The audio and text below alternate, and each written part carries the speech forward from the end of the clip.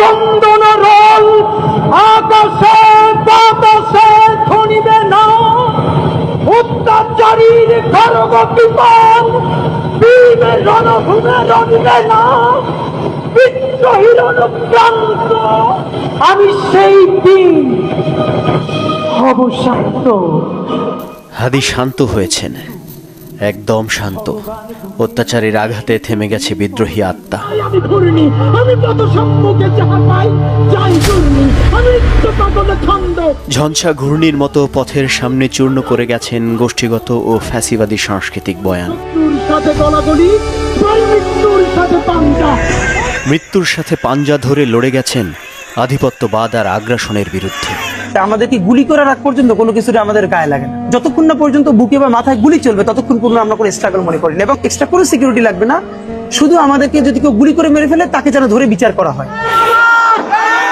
শরীফ ওসমান হাদি কাউকে ছেড়ে কথা বলেননি, তা সে সরকার হোক, বিরোধী দল কিংবা বন্ধু প্রতিম কোনো সংগঠন। এর মানে এটা আমাদের অভ্যুত্থানের ফলের সরকার, কিন্তু এটা টোটালি আমাদের সরকার না, এটা ক্লিয়ার বলা দরকার। এখানে এখনো সুশীলরা সরকার চালায়, আওয়ামী লীগের সেকেন্ড ফেজ সরকার চালায়। ঢাকা বিশ্ববিদ্যালয়ের রাষ্ট্রবিজ্ঞান বিভাগ থেকে লেখাপড়া করা ওসমান হাদি একটি বেসরকারি বিশ্ববিদ্যালয়ে শিক্ষকতা করেছেন, পড়িয়েছেন কোচিং সেন্টারেও।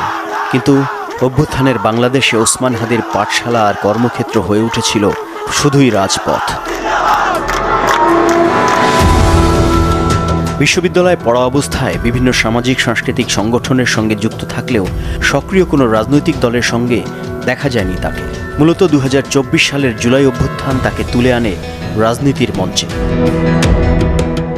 অভ্যুত্থান পরবর্তী সময়ে রাজনৈতিক সাংস্কৃতিক প্ল্যাটফর্ম ইনকিলাব মঞ্চ গঠন এবং আওয়ামী লীগ নিষিদ্ধের দাবিতে তার দেয়া বক্তব্য নানা আলোচনার জন্ম দেয়।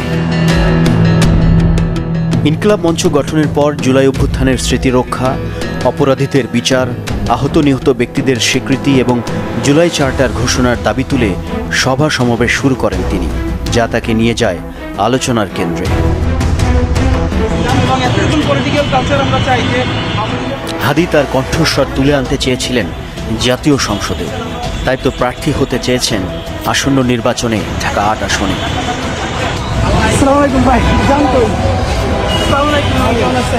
ইনসাফ ভিত্তিক রাষ্ট্র কাঠামো বিনির্মাণে কাজ করেছিলেন ইনকিলাব মঞ্চের একজন ওসমান হাদি, যেখানে ধর্মের ওপরে সংস্কৃতি কিংবা সংস্কৃতির ওপরে ধর্ম চড়াও হবে না, যেখানে মুক্তিকামী মানুষের চেতনার ভিত্তি হবে আধিপত্যবিহীন জাতীয়তাবাদ। দিনে দিনে অত্যন্ত স্পষ্টবাদী বক্তব্যের জন্য হাদি হয়ে ওঠেন প্রতিপক্ষের চক্ষুশূল। সামাজিক যোগাযোগ মাধ্যমে কিংবা সভা সমাবেশে বক্তব্য দিয়ে তিনি অসংখ্যবার হুমকিও পান।